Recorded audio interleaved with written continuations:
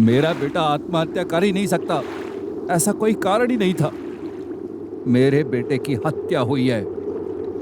क्यों मार डाला उसे, किसने मार डाला मुझे नहीं पता।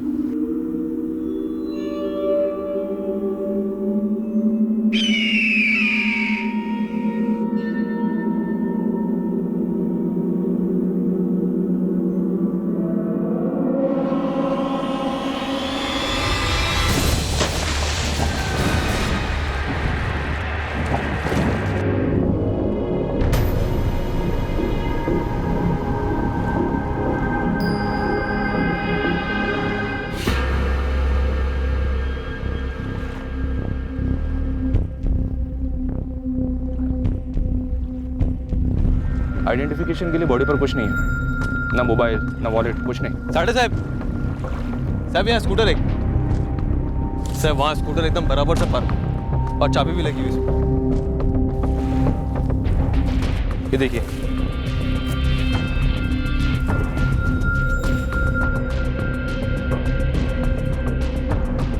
सर, गाड़ी के पेपर ऊपर कुछ नहीं है। वसई विरार आरटीओ का रजिस्ट्रेशन। अगर ये स्कूटर इसी बंदे का है तो मतलब ये यहाँ पे आया, आराम से स्कूटर पार्क किया और कूद गया, मतलब सुसाइड।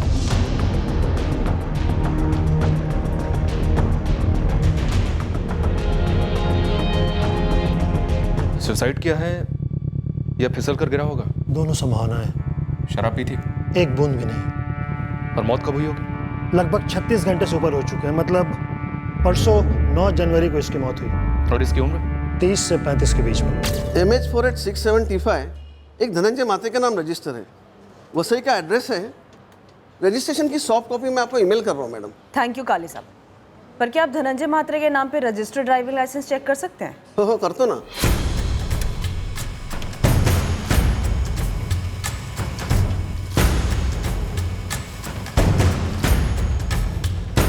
सर, धनंजय मात्रे यही विक्टिम है, वसई का रहने वाला था।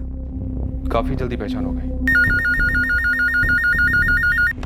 हेलो, मैं पालगढ़ से सब इंस्पेक्टर शांतनु साठी बोल रहा हूँ। कुछ पता चला क्या धनंजय के बारे में? मेरा बेटा मिल गया आपको? आपको पालगढ़ सिविल हॉस्पिटल आना होगा। हॉस्पिटल? क्यों, एक्सीडेंट हुआ क्या उसका? क्या हुआ उसे?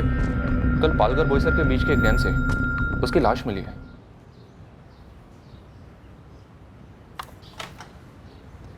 अहो अहो काय झालं, क्या बोले? बाबा अहो बोला ना काहीतरी। अहो सांगा ना काय झालं? म्हणतात कुछ लाश वाश मिली है। हॅलो,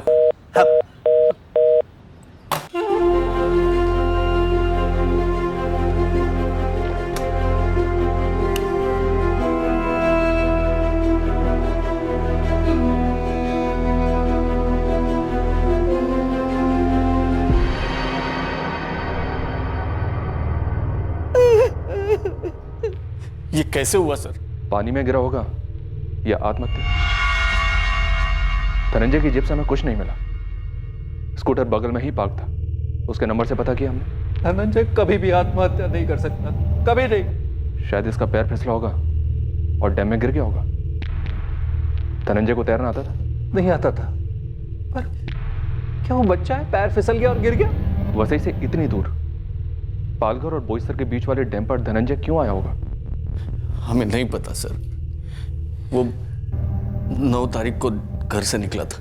नहीं, ऐसा कोई टेंशन नहीं था। यहाँ पालगढ़ डैम पर किसी के साथ घूमने आया होगा धनंजय? हमें नहीं पता सर। जब 9 जनवरी की रात मेरा भाई फ़ोन नहीं उठा रहा था तब बाबा ने मुझे फ़ोन किया। तुम भी यहाँ वसई में रहते हो? नहीं सर, मैं पुणे रहता हूँ। रात को ही पुणे से निकला और सुबह पहुँचा और हम सब लोग सीधे पुलिस स्टेशन गए। क्या काम करता था धनंजय? उसकी राशन की दुकान है वसई में, अच्छी चल रही थी। ए मंग्या, रजनी वहिनी को 2 किलो तूर की डाल दे रहे। पैसे बाद में दूं तो चलेगा ना धनंजय? अरे क्या वहिनी, ये भी कोई पूछने की बात है? हमने इस मंगेश पाटिल से पूछताछ की। लास्ट टाइम धनंजय को उसी ने देखा था। केशव, इस धनंजय का किसी के साथ कोई पंगा हो ऐसा कुछ पता चला क्या? क्योंकि उसकी बॉडी पर मर्डर के हमें कोई निशान तो नहीं मिले हैं। एक दिन में हमें कुछ ऐसा पता नहीं चला। धनंजय की दुकान का वो आदमी मंगिया क्या बोला? बोला रोज सुबह 9:30 बजे से शाम 7 बजे तक दुकान खुली रहती, लेकिन उस दिन धनंजय ने दुकान जल्दी बंद की, शाम को 5:30 बजे। ये मंग्या, चल आज दुकान जल्दी बंद करनी है, मुझे ज़रा काम है। आया भाऊ, चलता भाऊ।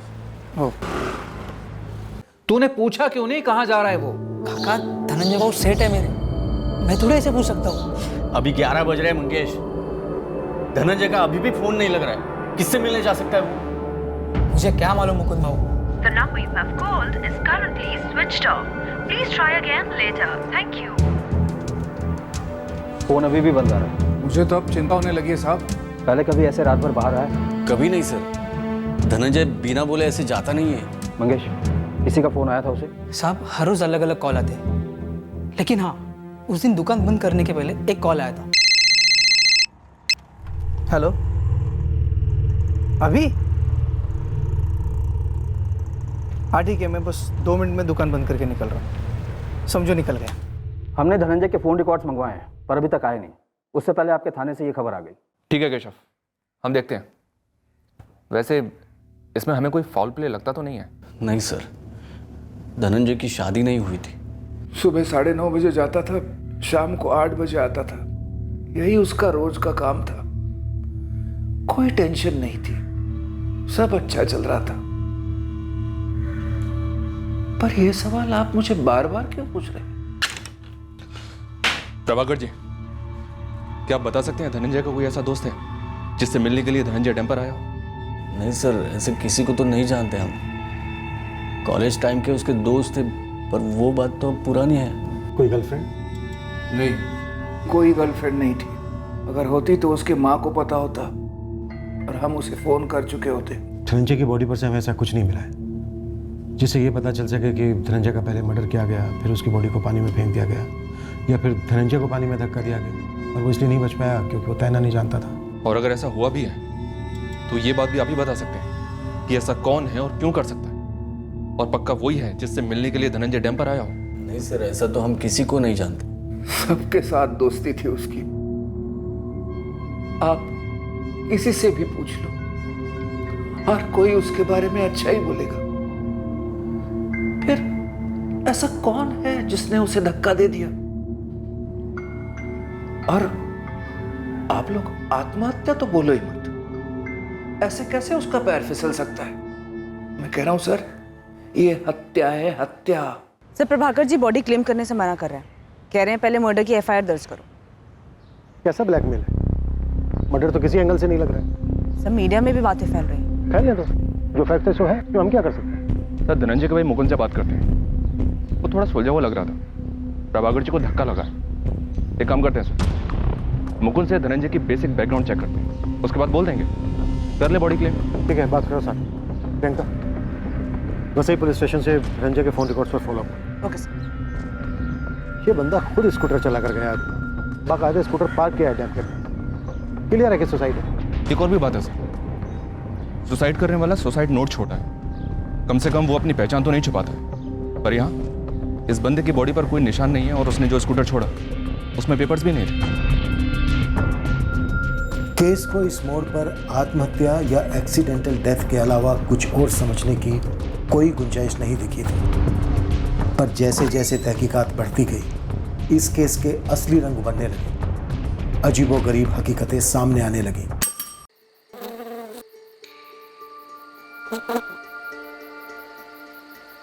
अच्छा चले, काफी लेट हो रहा है।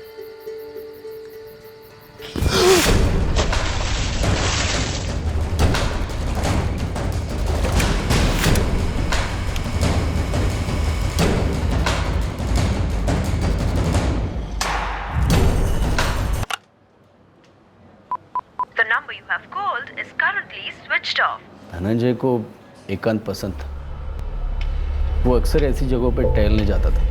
कहाँ कहाँ जाता था वो नहीं पता सर। धनंजय 32 साल का था, तो उसका शादी ना करने के पीछे कोई खास कारण? हमारी आई, बाबा, मैं, हम सब खूब जोर देते थे उसे, भाई शादी कर ले, पर नहीं बोलता, नहीं करने। कारण नहीं बताता। आपकी बात होती थी? हाँ सर, हफ्ते में एक बार मैं उसको फ़ोन करता था। तो पिछले कुछ दिनों में आपको कुछ अलग नहीं लगा उसकी बातों में?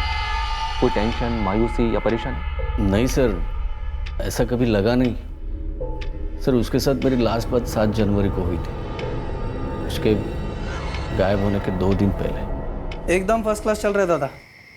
पुणे काय म्हणते? आप लोग कैसे हो? नमिता वहिनी, स्वप्निल? एकदम मजेत. हाँ एकदम मस्त है यार. अच्छा सुन, आई रोज रोज मुझे फ़ोन करती है, कान खाती है यार मेरा. कहती है धनंजय को शादी के लिए बोल. आपका तो 2 मिनट कान खाती है ना फ़ोन पर. मेरा सोचिए, 24 घंटा सामने बिठा कर दिमाग खाती है. नाश्ता, दोपहर का खाना, रात का खाना, तीनों टाइम सेम मेनू. कब करेगा, कब करेगा, कब करेगा? आज तो तुझे जवाब देना ही पड़ेगा धनंजय. अब तू 32 का हो गया. अगले साल 33 का हो जाऊंगा. उसके पहले तेरी शादी होगी, ये पक्का है. अरे कोई तेरे दिमाग में है तो बोल देना हमें. हो गया नाश्ता मेरा. आज एक और शादी हो गई मेरी. अब मैं खुद लड़की ढूंढूंगी और तेरे फोटो के साथ उसकी शादी करा दूंगी. बेस्ट रहेगा, करवा दो. अरे चला, ये तो मैं. कोई लड़की नहीं थी तो क्या कोई लड़का था धनंजय की लाइफ? नहीं सर. कभी पूछा आपने इस बारे में? कभी कोई बात हुई उसके साथ? नहीं सर, ऐसी कभी बात नहीं हुई थी. लेकिन मैं जानता हूँ ना सर, वो वैसा नहीं था सर. धनंजय जहाँ भी जाता टहल एकांत में बैठने, तो क्या हमेशा अकेला होता था? सर उसने हमेशा ऐसे ही कहा है.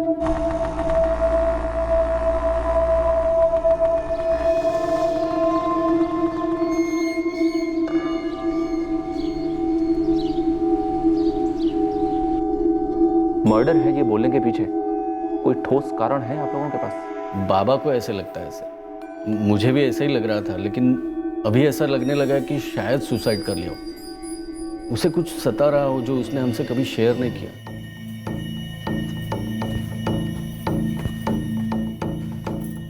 कहेगा वो धनंजय के पापा सच कह रहे हैं क्या?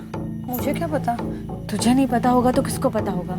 अच्छा सुन, तूने वो बंद कर दिया?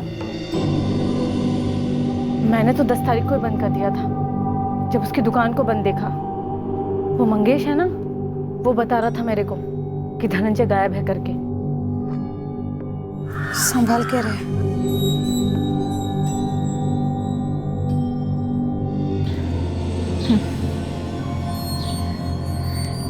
क्या पूछा पुलिस वालों ने? ऐसे ही, कुछ खास नहीं.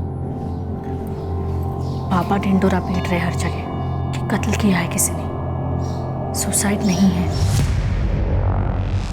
पापा को कुछ बोल दिया है क्या पुलिस वालों ने अलग से, जो शायद हमें पता नहीं? सर, जिस नंबर से धनंजय को लास्ट कॉल आई वो नंबर उसी के नाम और एड्रेस पे रजिस्टर्ड है. ये देखिए. धनंजय कॉलिंग धनंजय. हेलो. कहीं ऐसा तो नहीं कि ये धनंजय झूठ झूठ में बात कर रहा था मंगेश के सामने? क्योंकि लोकेशन भी सेम है और वही सेल टावर है. पर वो ऐसा नाटक क्यों करेगा प्रियंका? वो भी अपने एक मुलाजिम के सामने.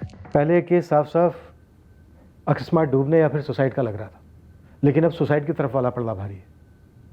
इसे चैलेंज करता कुछ और सामने आया? सर, गुरु खबरी एंड टीम ने पहली रिपोर्ट पेश की है.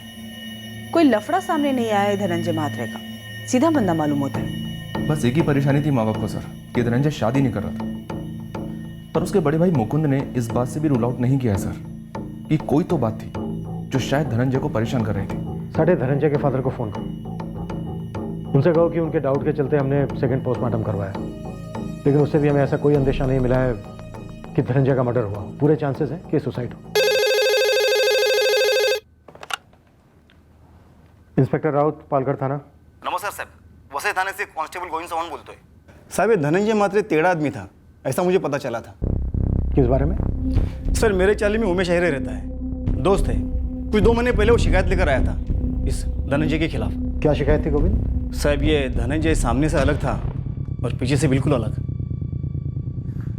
कमीना साला कुत्रिया. अरे हुआ क्या वो तो बोल. साले ने मेरी घरवाली पे हाथ डाला रे. क्या बात कर रहा है तू? और नहीं तो क्या, ऊपर से वो लीचड़ क्या बोलता है मालूम है?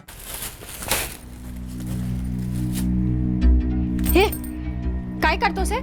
अरे दोस्ती का हाथ बढ़ा रहा हूँ. देख, तू महीने में 1500 का सामान लेती है ना, वो मैं तुझे 750 में दे सकता हूँ, बदले में 3 बार मेरे साथ बैठ, और अगर जमी तो और सस्ते में दूंगा। सुन, साली एक हाथ से बची है क्या कभी? साली पल्लू गिरा होगा तूने उसके सामने। मैं पल्लू गिराई? अगर मैं पल्लू गिराती तो तेरे पास क्यों आती? ऐसा पति है रे तू? तेरी बीवी का कोई हाथ पकड़ता है और तू थप्पड़ अपनी बीवी को ही मारता है।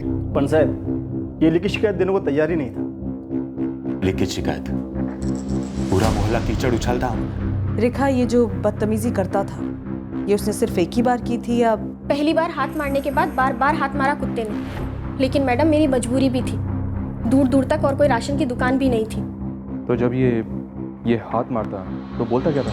हर हाथ मारने वाले का इरादा एक ही होता है ना साहिब। हमें क्या लिखित में लिख कर दूं कि वो मेरे साथ सोना चाहता था? धनंजय तैरना नहीं जानता था, ये बात तुझे मालूम थी ना? काय साहब? ये कि धनंजय मात्रे को तैरना नहीं आता है, ये बात तू जानता था। तूने शिकायत दर्ज करने, अदालत में उसे सजा दिलवाने के बजाय डैम में सीधा धक्का दे दिया।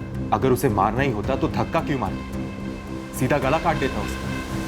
इनके बाद शिकायत करने क्यों आता? साहब, धनंजय को पक्का किसी ने मारा होगा। यहाँ एक ये हरकत सामने से आई है, और ऐसा आसपास की कई औरतों के साथ भी हुआ होगा।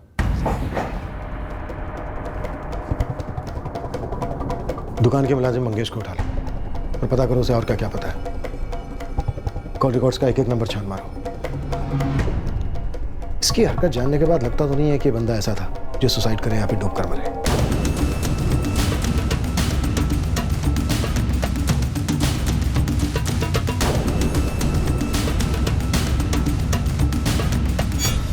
मैं मामूली नौकर था साहब, मुझे सब नहीं पता।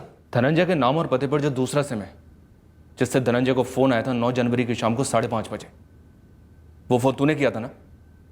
नहीं साहब, मेरा अपना नंबर है और मैंने कोई गलत काम नहीं किया साहब। तेरे मालिक ने थोके हिसाब से गलत काम किए हैं? साहब, मुझे सिर्फ हेमांगी मालूम है। कौन है मांगी?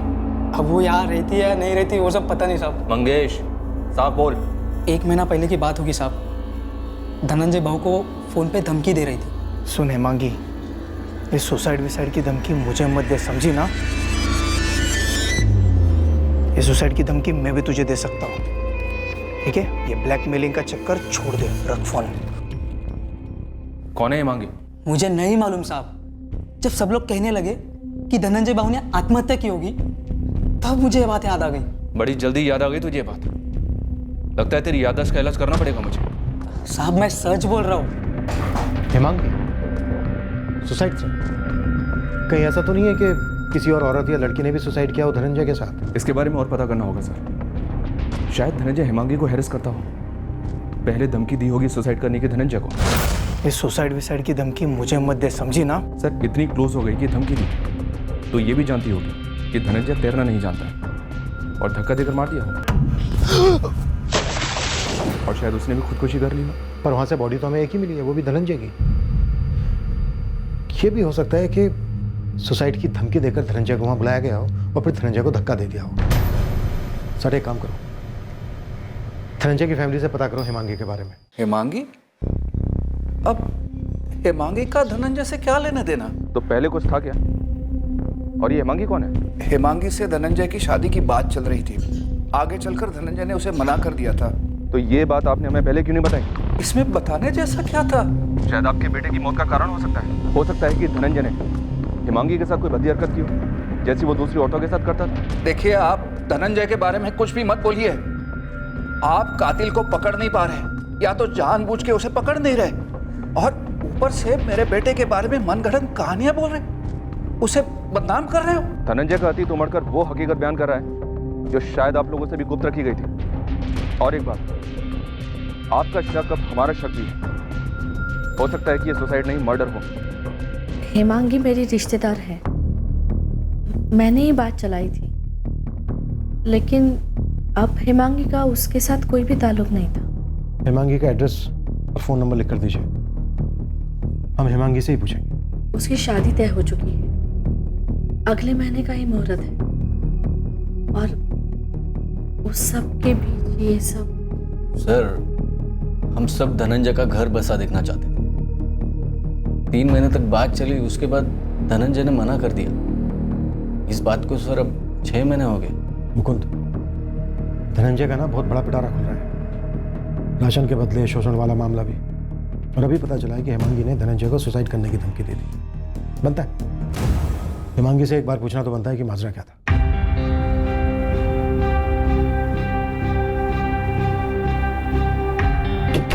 देखिए सर, मुझे इन सब चीज़ों से दूरी रखिए। मेरा धनंजय के साथ कोई लेना देना नहीं है। हेमांगी, हमने वादा किया है तुम्हारी नमिता ताई से कि हम तुम्हारे घर नहीं आएंगे, पर तुम्हें यहाँ आना होगा। अगले महीने शादी है सर मेरी, 2 मिनट की भी फुर्सत नहीं है। हमें 2 मिनट नहीं, 2 घंटे चाहिए। तुम बोरीवली से यहाँ पालघर आओ, हमारे कुछ सवालों के जवाब दो और लौट जाओ। मेरे पास कोई जवाब नहीं है सर। सवाल सुनोगी तो जवाब भी होंगे। अब बोलो, जल्द से जल्द यहाँ पालघर में कब आ सकते हो?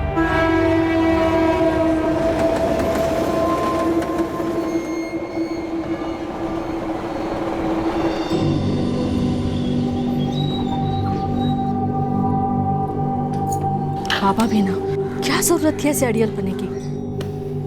आप रोको ना उन्हें। मैं रोकूं बाबा को? जानती नहीं हो तुम उन्हें? अब तो टीवी और अखबारों में भी आने लगा है कि धनंजय ने सुसाइड नहीं किया है, कत्ल हुआ है उसका। अगर हेमांगी की शादी में कोई अड़चन हुई ना, तो उसके घर वाले मेरे आई बाबा को जिम्मेदार ठहराएंगे। नहीं नमिता, ऐसा कुछ नहीं होगा। हेमांगी मंजी हुई लड़की है।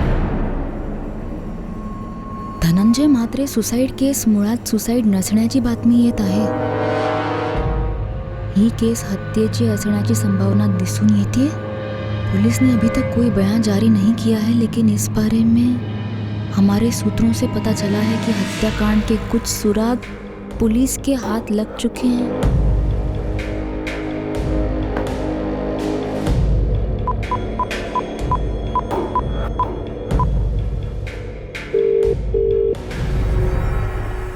आज का पेपर पढ़ा?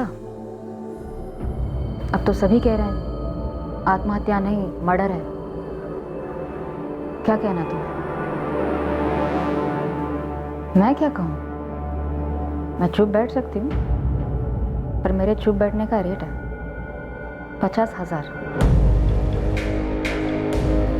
या ब्लैकमेल समझना, ब्लैकमेल समझना। मैं ज़्यादा मांग सकती थी, ज़्यादा सोच मत, दे दे। 50,000 ना ज़्यादा नहीं है। सर, आपको जो चेक करना है कर लीजिए। मेरी ये धनंजय के साथ 1 महीने से कोई बात नहीं हुई है। धनंजय की दुकान पर काम करने वाले मंगेश पाटिल का कहना है कि लगभग 1 महीने पहले तुमने धनंजय को फ़ोन किया था, सुसाइड करने की धमकी दी थी उसे। किया क्या मैंने सुसाइड? नहीं ना। तो कभी बातों की गर्मा गर्मी में कुछ ना कुछ निकल जाता है मुंह से। किस बात को लेकर गर्मा गर्मी हुई थी हेमांगी? धनंजय ने ब्लैकमेल शब्द का इस्तेमाल क्यों किया था? तो ज़रूरी तो नहीं ना कि मैं उसे ब्लैकमेल कर रही थी। वो तब मैं थोड़ा सा टेंशन में थी। वही पूछ रहा हूँ मैं हेमांगी, किस बात को लेकर टेंशन थी? ये लोग हमारे यहाँ आए थे इसे रिश्ता लेके, ठीक है ना। मेरी चचेरी बहन नमिता, उसका देवर लगता है ये धनंजय।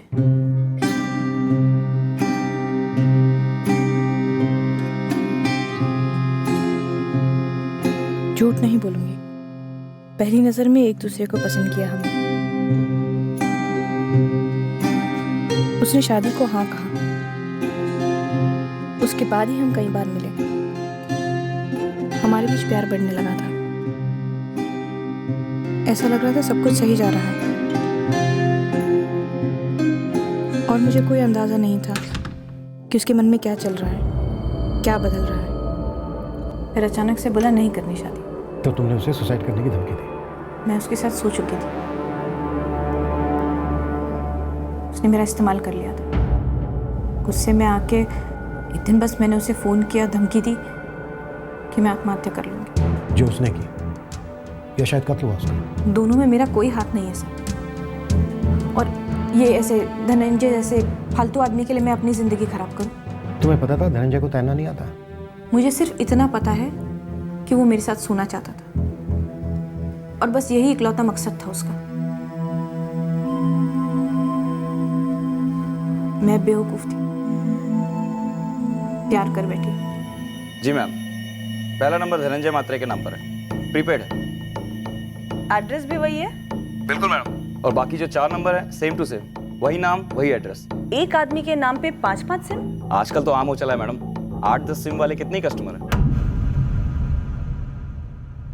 सर, धनंजय के आई बाबा, भाई भाभी, असिस्टेंट मंगेश और इस हिमांगी के अलावा जितने भी कॉल्स आए गए धनंजय को, वो सारे उसके खुद के नंबर्स थे। ये सारे, और ये सभी नंबर्स 10 जनवरी से स्विच ऑफ हैं। ये हो क्या रहा है?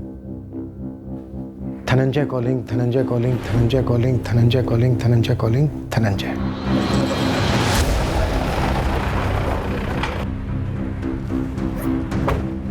साहब, ये धनंजय की राशन की दुकान नहीं, लूट की दुकान थी। ये लालजी वहाँ डिलीवरी करता था। लालजी बोल। सस्का साहब जी।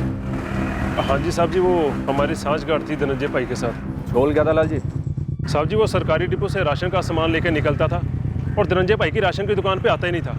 वो जो शहर में 2 बड़ी दुकानें हैं किराने की, सारा सामान वहाँ पे छोड़ देता था और उन बड़ी दुकानों का सामान उठा के यहाँ धनंजय भाई के पास छोड़ देता था। और साहब, ये माल एकदम सस्ता वाला माल है, जो ये बड़े किराने की दुकान वाले लोग आधे से भी कम दाम में खरीदते हैं। और सरकारी डिपो से आया हुआ टॉप का राशन का माल अपने ग्राहकों को ये तगड़े दामों में बेचते हैं। और साहब जी, ये जो बड़ी दुकानें वाले हैं तगड़ा पैसा देते हैं धनंजय भाई को और दोनों पार्टियाँ खुश। और आम जनता को लगता है कि राशन का माल घटिया है, जबकि ये घटिया तो ये झोल है। इस धांधले में धनंजय का किसी के साथ कोई पंगा हुआ था? साहब जी, उस सब का नहीं मुझे पता, वो तो बस गुरु ने बोला था इसलिए मैंने आपको सब बता दिया।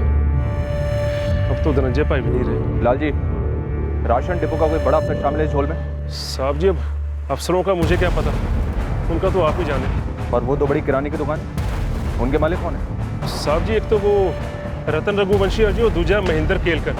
अरे मैडम, ये कोई राशन की दुकान नहीं है कि एक आदमी को इतने ही सिम कार्ड बेचे जाएं। किस मुंह से उसको सवाल पूछता मैं? राकेश गुप्ता, तेरी दुकान से धनंजय मात्रे ने 5-5 सिम खरीदा।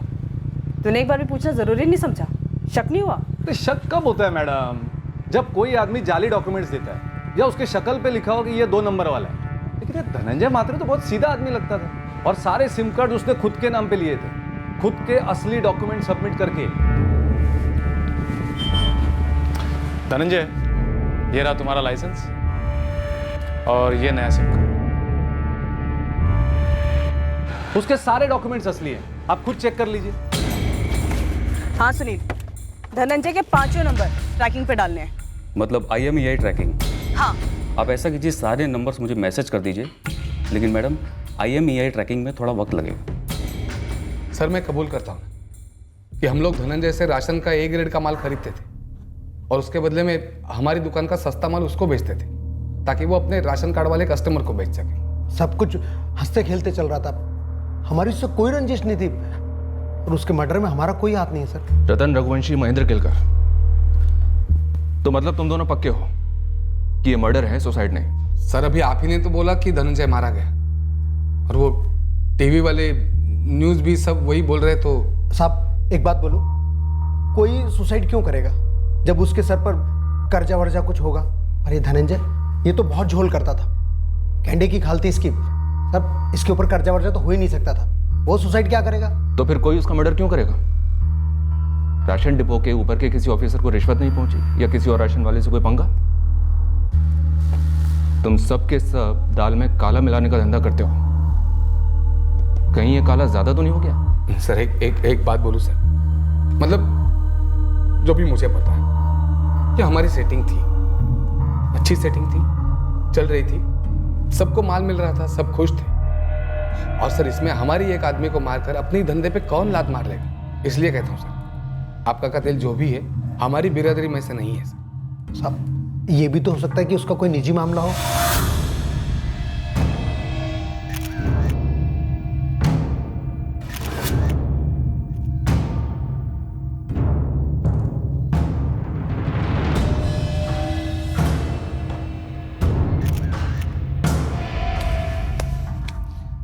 ये 3rd रेट माल सरकारी डिपो का नहीं है, सारा जब्त कर लिया है। अमरीश जी, ऐसा गोरख धंधा सरेआम चलाने के लिए आपके राशन के ऑफिस में से किसी की मिली भगत तो रही होगी?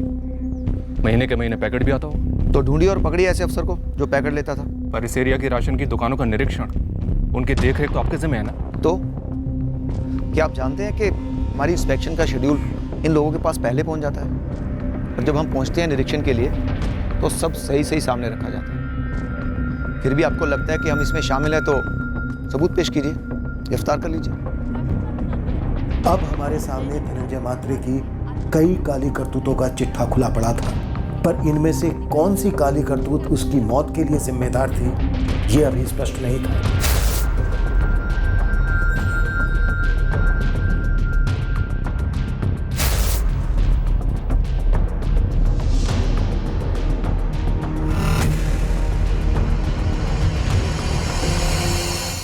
ट्रिपल 4678123 ये नंबर धनंजय महात्रे के नाम पर रजिस्टर्ड है और ये नंबर तुम्हारे फोन में इस्तेमाल हो रहा था रजनी तांबे, और तुम्हारे उसी फोन में अब ये नंबर इस्तेमाल हो रहा है। सुधा सावंत, तुम धनंजय मात्रे के नाम पर रजिस्टर्ड सिम कार्ड यूज कर रही थी? हो साहब। क्यों? उषा मांडके, तुम्हारे पति को पता था कि तुम धनंजय मात्रे का दिया हुआ सिम कार्ड यूज कर रही हो? मैडम, मेरे पति को इन सबके बीच में क्यों घसीट रहे हो? ठीक है, नहीं घसीटते तो तुम ही बताओ कि धनंजय महात्रे के साथ तुम्हारा क्या रिश्ता था? तुमने उसका दिया हुआ सिम कार्ड 10 जनवरी को क्यों बंद किया? उसके मरने के ठीक एक दिन बाद। साहब, उस रजनी ने कुछ बोला क्या आपको? क्यों सुधा, ऐसा कुछ है क्या जो सिर्फ रजनी ही मुझे बोल सकती है? तुमने? साहब, उसने भी तो 10 तारीख को फोन बंद कर दिया था, मुझे पूछा भी था। तूने वो बंद कर दिया? जैसे ही खबर फैली कि धनंजय ने आत्महत्या की है, मुझे पक्का यकीन था मर्डर हुआ है उसका। हे साहब, उस आदमी के कारण तो कोई खुद की जान दे दे। वो इतना टेढ़ा, इतना कमीना, इतना गलीज किस्म का आदमी था साहब, वो आत्महत्या नहीं कर सकता। साहब, मैं, रजनी और सुधा, हम तीनों को धनंजय ने अलग अलग नंबर दिए थे एक ही काम के लिए। उषा, ये पहेलियां मत बुझाओ, सीधे सीधे बोलो, तुम तीनों और धनंजय मात्रे के बीच चल क्या रहा था? हम तीनों धनंजय से आधे आधे दाम पे राशन लेते थे, कभी कभी फोकट में भी। लेकिन फोकट की चीज़ की अपनी कीमत होती है ना मैडम, दरअसल बहुत बड़ी कीमत होती है। एक कंकर मिला ना दाल में तो अपना नाम बदल दूंगा रजनी। ऐसी दाल तो बड़ी बड़ी दुकानों पे भी नहीं मिलेगी, फिर मुझ पर ऐसी खास मेहरबानी क्यों? मेहरबानी नहीं, सौदा है सौदा, जिसमें तेरा भी फायदा है, मेरा भी फायदा है। कैसे?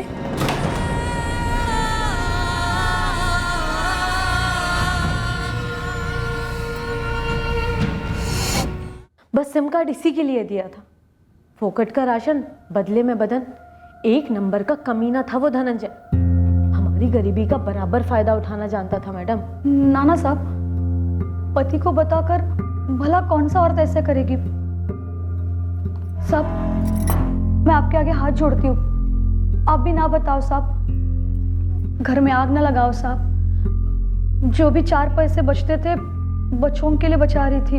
पहले पहले खुद से घिन आती थी साहब, पर एक बारी पैसे बचने लगे और अच्छा राशन आने लगा तो आदत सी हो गई। और ऐसा भी खराब नहीं लगता था मुझे कि धनंजय को जान से ही मार डालूंगी। हम उसके लिए सोने की मुर्गी थे, वो हमारे लिए था, हम क्यों मारेंगे उसको? तो फिर किसने मारा होगा? तुम तीनों को जो सिम उसने दिए थे उसके अलावा उसने 2 सिम और खरीदे थे, 44498746 और 44498653 इन 2 नंबर्स का भी पता नहीं चला है। और पहला नंबर 44498746, इस पर धनंजय की लास्ट बात हुई थी। हाँ ठीक है, मैं बस 2 मिनट में दुकान बंद करके निकल रहा हूँ। हम तीनों, मैं, उषा और सुधा, एक ही मोहल्ले के हैं। हम तीनों में कभी कोई बात नहीं छुपी। बाकी कोई थी नहीं थी हम नहीं बता सकते।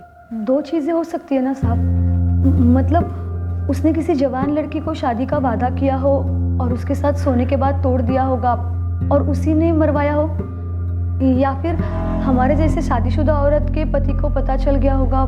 किसी का नाम छुपा के मेरे को क्या फ़ायदा होगा साहब? अब तो मेरे पैसे बचने भी बंद हो गए और राशन आना भी बंद हो गया। वो मर जो गया। साहब मारो मत। इतने गोरख धंधे चल रहे थे उस राशन की दुकान में, पर तूने ना कुछ देखा और ना सुना। अंधा बहरा था या होना चाहता है? बोल। मैं सच बोल रहा हूँ, मैं वहाँ सिर्फ और सिर्फ काम करता था और ये सब सुनकर मेरा भेजा चकरा गया साहब। अब तेरा भेजा खोपड़ी फोड़कर बाहर निकलेगा साले। इतना सब कुछ चलता रहा उस राशन की दुकान में, पर तूने कुछ नहीं सुना। तेरा सेठ 3 या शायद उससे ज्यादा औरतों के साथ सोता था, पर तूने कुछ नहीं सुना और कुछ नहीं देखा। साहब, अब मैं 2 और 2 जोड़ रहा हूँ। अब मुझे समझ में आ रहा है कि एक टाइम के बाद सेठ उषा ताई, सुधा ताई और रजनी ताई से पैसे क्यों नहीं लेता था। और कितनी ताई थी बे जिनसे तेरा सेठ पैसा नहीं लेता था? साहब नहीं मालूम, कोई दिमाग में नहीं आ रहा साहब। किसके पति ने मार डाला धनंजय को? बोल। साहब मुझे कुछ भी नहीं मालूम साहब। तेरा भी चक्कर चलता था क्या उन औरतों के साथ? कहीं तू नहीं तो नहीं मार डाला अपने सेठ को? कुछ भी मत बोलो साहब, मैं ऐसा कैसे कर सकता हूँ? सेठ था वो मेरा।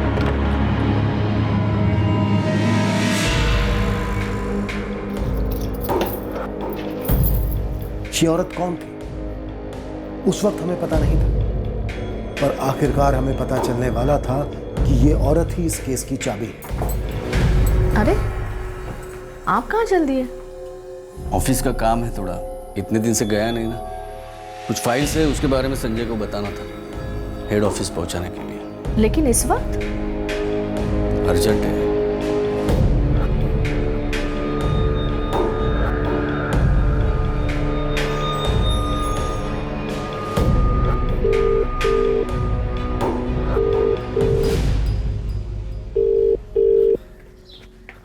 हाँ गुरु बोल।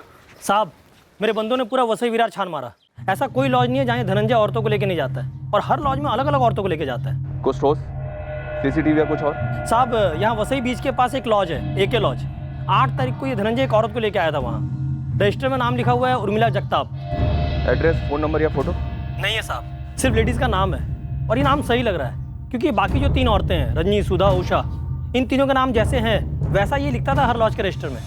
मैंने ये रजिस्टर खुद चेक किए साहब, ये उर्मिला जगताप फर्जी नाम नहीं हो सकता। अगर उर्मिला जगताप वाकई में है तो जैसे भी हो हर हाल में ये हमारे हाथ लगने ही चाहिए। अब तो लग रहा है ये ना एक्सीडेंट केस है और ना ही सुसाइड। कुछ तो जरूर है इसके पीछे, और जो भी है उसे सामने लाते हैं। हम उर्मिला जगताप के पीछे हाथ पकड़ पड़े, पर तब हमें मालूम नहीं था कि हम सही लीड फॉलो कर रहे हैं या नहीं। क्या हमें इस खोज से कुछ और मिलने वाला था जो उषा, रजनी, सुधा से नहीं पता चला था? उर्मिला जगताप? हाँ, किसी ने बोला कि आपको शायद पता है उर्मिला जगताप के बारे में। हमारे गणेश नगर में एक उर्मिला नाम की औरत रहती तो है, पर उसका सरनाम जगताप है ये नहीं पता। उसके घर का नंबर? वो तो मुझे नहीं पता। हाँ, लेकिन गणेश नगर में एक एस्टेट एजेंट है, अर्जुन पवार। आप उससे पूछो, उसको सबके बारे में सब कुछ पता है।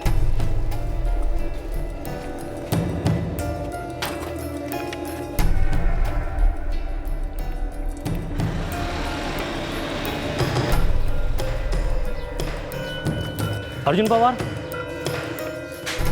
गणेश नगर में किसी उर्मिला जगताप को जानता है क्या? तेरे को क्यों बताओ? ठीक है, चल पुलिस थाने, साहब लोगों को बता देना। ये पुलिस को उर्मिला से क्या काम? मर्डर केस है भाई, अब बोलेगा या साहब लोगों को भेजूं? 3 गली छोड़, चौथी से राइट, फिर लेफ्ट, फिर सीधा। 25 भी खोली है उसकी। 144/4 जा। भाई गोली तो नहीं दे रहा ना? अबे मैंने एक खोली दिला उसको, जा। ये उर्मिला जगताप यही है? होगी, परसों ही घर खाली करके निकल गई। किधर निकल गई? मुझे पता नहीं, लेकिन एक औरत आई थी, वो चाबी देके चली गई। ये लो ताई। अरे ऐसे किसे बिना बोले चली गई उर्मिला? खुद चाबी देने को भी नहीं आई, तुझे भेज दिया। तू कौन है? मेरा नाम जानवी है ताई, उसने मुझे भी कुछ नहीं बताया। कुछ अर्जेंट निकल आया होगा, मेरे को बोले कि जाके चाबी सरस्वती ताई को दे के आ। मैं आ गई देने। The number you have called is currently switched off. Please try again later. Thank you. Saraswati ताई, इस एग्रीमेंट में उर्मिला का कोई और एड्रेस है नहीं, और ये मोबाइल नंबर भी स्विच ऑफ बता रहा है। मेरे को क्या मालूम? देखो ये लड़की को है ना, उर्मिला को अर्जुन लेके आया था, और ये एग्रीमेंट सब कुछ अर्जुन देखता है, उसको जाके पूछो आप। अच्छा, ये जो औरत चाबी लेके आई थी जानवी, वो कहाँ रहती है? मुझे नहीं पता, मैं नहीं जानती उसे। साहब कुछ तो झोल है। ये तीनों रजनी, सुधा, उषा आपके हाथ लग गई, लेकिन ये उर्मिला, ये रफू चक्कर होगी। सर उर्मिला का फोन स्विच ऑफ है, कॉल रिकॉर्ड मंगाया और फोन को ट्रैकिंग पे डाल दिया है। गुरु, उस औरत जानवी का क्या हुआ? मकान मालकिन सरस्वती ताई को तो उसके बारे में नहीं पता है। मैं एक काम करता हूँ, मैं इस स्टेट एजेंट अर्जुन पवार के पीछे पड़ जाता हूँ, उसे पता होगा इस जानवी के बारे में। निकल गुरु, ताबड़तोड़। जी सर। सर ये धनंजय इतने लफड़े पाल रहा था और इसके घर वालों को कोई खबर तक नहीं थी? सर शायद खबर थी, बस हमें खबर नहीं थी। जैसे हिमांगी के बारे में भी चुप रहे। मर्डर में अगर फैमिली इन्वॉल्व होती तो मर्डर के अगले दिन बिल्कुल क्यों बजाया होता? चुप नहीं रहती? मुश्किल है यकीन करना ये धनंजय की सच्चाई, लेकिन जो है सो है। बाबा, कुछ भी हो, कोई भी काम हो, मैं बस एक फोन कॉल दूर हूं।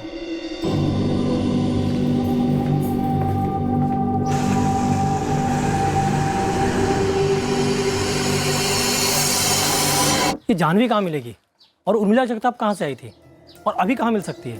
अबे तू है कौन? पहले उर्मिला फिर जानवी, खबरी है दलाल? ए भाई, गुरु नाम है मेरा, खबरी हूँ। और ना बताओ तो एनकाउंटर करेगा मेरा? अबे नहीं, थोड़ी जानकारी दे दे, पुलिस की मदद हो जाएगी। नहीं पता मेरे को उर्मिला कहाँ से है, ये जानवी फानवी। कल तू उठ के मेरे को पूछेगा उर्मिला का बाप कोण, आई कोण, बहीण कोण, भाऊ कोण, कशाला उगाच डोक्याला टाक? नहीं मालूम मेरे को, जा।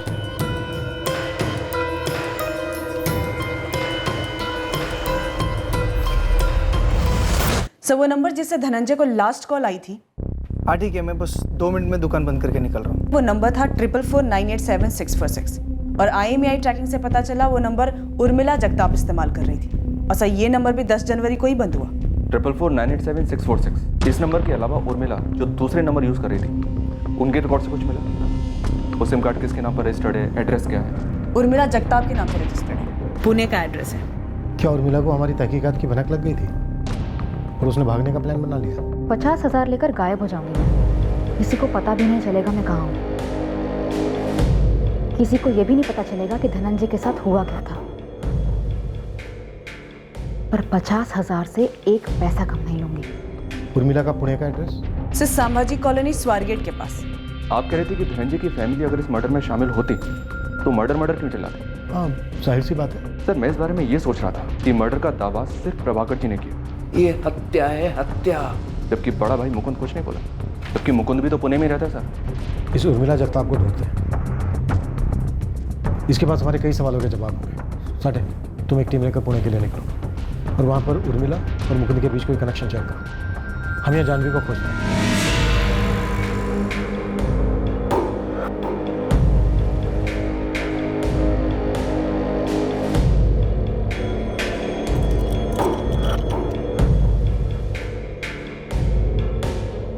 इस केस में मुजरिम का हर कदम एक सोची समझी चाल थी, पर उनके 2 कदम बाकी कदमों से मिले गए और 2 चालें गलत चली गई। एक थी धनंजय की मौत की चाल, आत्महत्या या डूबकर मरने की संभावना नहीं बन पाई, केस कत्ल का साबित हुआ। हमें लगा हकीकत हमें उर्मिला जगताप से मिलेगी और शायद जानवी की कहानी हमें उर्मिला तक ले जाएगी। लेकिन उर्मिला कहाँ थी? उर्मिला का क्या ताल्लुक था इस केस से? उर्मिला वाले मामले में भी साजिशकर्ता की एक चाल गलत होने वाली थी। अब तक की हमारी इन्वेस्टिगेशन में जैसा धनंजय का चरित्र उभर कर आया, ठीक वैसा ही एक और किरदार हमारे सामने आने वाला था, जिसका बर्ताव बिल्कुल धनंजय से मिलता जुलता था। इस केस में अब हमारी शक की सुई धनंजय के बड़े भाई मुकुंद पर टिक रही है। कल हम इस केस का खुलासा करेंगे, इस कहानी का शेष भाग पेश करेंगे। क्राइम पेट्रोल सतर्क। जय हिंद।